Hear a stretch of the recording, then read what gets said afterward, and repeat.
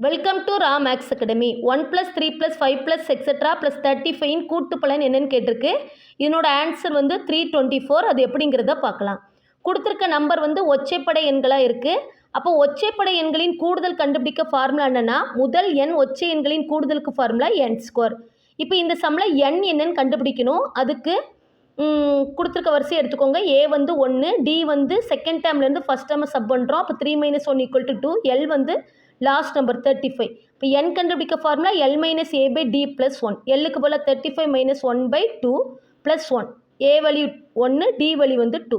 இதில் ரெண்டையும் சப் பண்ணோம்னா 34. 34/2 + 1.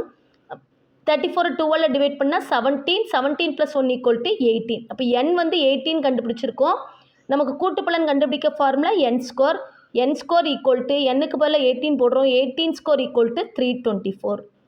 ஸோ ஆப்ஷன் பி தான் சரியான பதில். தேங்க்யூ.